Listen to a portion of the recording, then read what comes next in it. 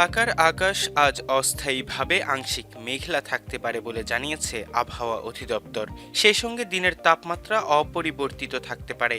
মঙ্গলবার সকাল ৭টা থেকে পরবর্তী ৬ ঘন্টার জন্য ঢাকা ও এর পার্শ্ববর্তী এলাকার জন্য দেয়া পূর্বাভাসে এসব তথ্য জানানো হয়। এ সময় উত্তর অথবা উত্তর পশ্চিম দিক থেকে ঘন্টায় ৫ থেকে ১০ কিলোমিটার বেগে বাতাস প্রবাহিত হতে পারে। গত ২৪ ঘন্টায় রাজধানী ও পার্শ্ববর্তী অঞ্চলে কোনো বৃষ্টিপাত রেকর্ড করা হয়নি।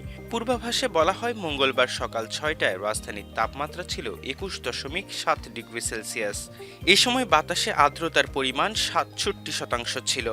গতকাল সর্বোচ্চ তাপমাত্রা ছিল ৩১.৪ ডিগ্রি সেলসিয়াস এবং আজ সর্বনিম্ন তাপমাত্রা পাওয়া গেছে ২১.৫ ডিগ্রি সেলসিয়াস। ১২০ ঘন্টার নিয়মিত পূর্বাভাসে বলা হয়েছে, আজ অস্থায়ীভাবে আংশিক মেঘলা আকাশসহ সারা দেশের আবহাওয়া প্রধানত শুষ্ক থাকতে পারে। এ সময় সারা দেশে রাতের তাপমাত্রা ১ থেকে ২ ডিগ্রি সেলসিয়াস কমতে পারে এবং দিনের তাপমাত্রা সামান্য কমতে পারে। আগামীকাল বুধবার অস্থায়ীভাবে আংশিক মেঘলা আকাশসহ সারা দেশের আবহাওয়া প্রধানত শুষ্ক থাকতে পারে। এ সময় সারা দেশে রাতের তাপমাত্রা প্রায় অপরিবর্তিত থাকতে পারে এবং দিনের তাপমাত্রা সামান্য কমতে পারে। পূর্বাভাসে বলা হয়, বৃহস্পতিবার অস্থায়ীভাবে আংশিক মেঘলা আকাশসহ সারা দেশের আবহাওয়া প্রধানত শুষ্ক থাকতে পারে। এই সময় সারা দেশের রাত এবং দিনের তাপমাত্রা প্রায় অপরিবর্তিত থাকতে পারে। শুক্রবার অস্থায়ীভাবে আংশিক মেঘলা আকাশসহ সারা দেশের আবহাওয়া প্রধানত শুষ্ক থাকতে পারে। এই সময় সারা দেশে রাত এবং দিনের তাপমাত্রা সামান্য বাড়তে পারে। এছাড়াও পরবর্তী ৫ দিন সারা দেশে রাত এবং দিনের তাপমাত্রা আরও বাড়তে পারে বলে জানানো হয়।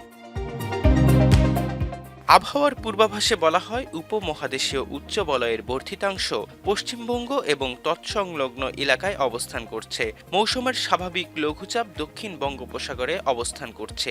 এর একটি বর্ধিতাংশ উত্তর বঙ্গোপসাগর পর্যন্ত বিস্তৃত রয়েছে। গত ২৪ ঘন্টায় দেশের সর্বোচ্চ তাপমাত্রা ছিল কুমিল্লায় ৩২.৫ ডিগ্রি সেলসিয়াস। এ সময় দেশের সর্বনিম্ন তাপমাত্রা ছিল রাজশাহীতে ১৬.২ ডিগ্রি সেলসিয়াস। গত ২৪ ঘন্টায় দেশের কোথাও কোনো বৃষ্টিপাত রেকর্ড করা হয়নি।